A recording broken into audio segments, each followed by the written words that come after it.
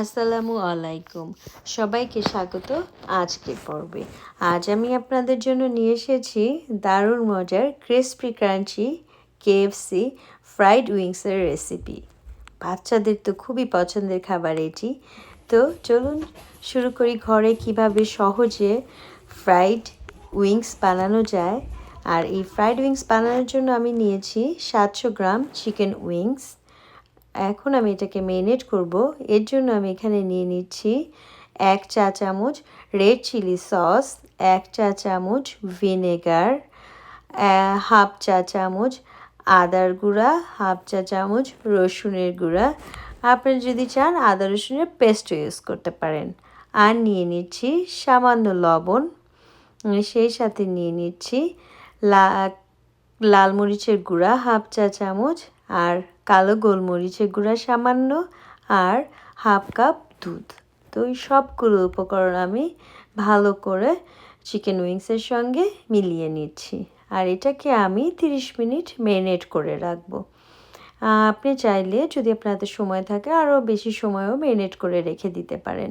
যদি বেশি সময় রাখেন তাহলে ফ্রিজে রেখে দিবেন। আমি এভাবে সিল করে এটাকে ম্যারিনেট করার জন্য বাইরেই রেখে দিচ্ছি।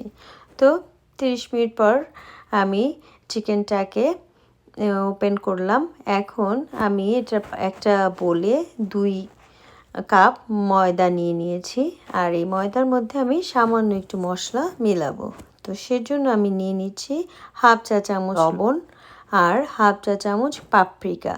আপনি চাইলে লাল মরিচের গুঁড়াও ইউজ করতে পারেন। আমি পাপরিকাটা কালারের জন্য ইউজ করেছি। আর নিয়ে নিচ্ছি সামান্য একটু আদার গুঁড়া, সামান্য একটু রসুনের গুঁড়া আর পেঁয়াজের গুঁড়া। পেঁয়াজের গুঁড়াটা যদি আপনার না থাকে আপনি এটা অ্যাভয়েড করতে পারেন, এটা অপশনাল। আর দিয়ে দিচ্ছি একটু কালো গোলমরিচের গুঁড়া। আর এই সবগুলো উপকরণ আমি একটু ময়দার সাথে ভালো করে মিলিয়ে নিচ্ছি। এখন আমি আমার এই ম্যারিনেট করা চিকেন থেকে একটি একটি করে পিস নিয়ে আমি ময়দার মধ্যে দিব আর এটাকে কোট করব। তো কোটিং করার জন্য আমি প্রথমে ময়দা দিয়ে চিকেনটাকে ঢেকে তারপরে নিয়ে শক্ত হাতে এটাকে কোটিং করব। চেপে চেপে কোটিং করতে হবে। আর আপনি যত শক্ত করে এটাকে ময়দা দিয়ে কোটিং করতে পারবেন ততই আপনার চিকেন ফ্রাইটা ক্রিস্পি হবে। তো এভাবে আমি একটা একটা করে চিকেন কোট করে নিব। আমি আরও একটা পিস দেখিয়ে দিচ্ছি। আমি চিকেনের উইংসটাকে নিলাম। এখন এটাকে আমি ময়দা দিয়ে ঢেকে দিচ্ছি। আর মনে রাখবেন চিকেনটা এমনভাবে রাখতে হবে যাতে যে প্লেটে ময়দা আছে ওটাতে স্পর্শ না লাগে, আবার আপনার হাতটাকেও টাচ না করে। এভাবে কোটিং করা হয়ে গেলে এখন আমি উইংসগুলোকে ভাজতে চলে যাবে। ভাজার জন্য এখানে আমি তেল নিয়ে নিয়েছি। আমি একটা স্টিক দিয়ে দেখছি তেলটা গরম হলো কিনা। তো তেলটা গরম হয়ে গেছে। এখন আমি এর মধ্যে আমার উইংসগুলোকে একে একে দিয়ে দিব। আমি একবারে খুব বেশি দিব না, 5 থেকে 6টা দিব, কারণ বেশি ক্রাউড করলে এটা ঠিকমতো ক্রিস্পি হবে না। আর আমি যেহেতু চিকেনটাকে উল্টাবো না, একবারেই করব, তো এভাবে আমি 5 মিনিট ভেজে নিব। 5 মিনিট ভাজার পরে আমার উইংস কমপ্লিট হয়ে গেল। তো এই যে দেখুন কি সুন্দর ক্রিস্পি হয়েছে।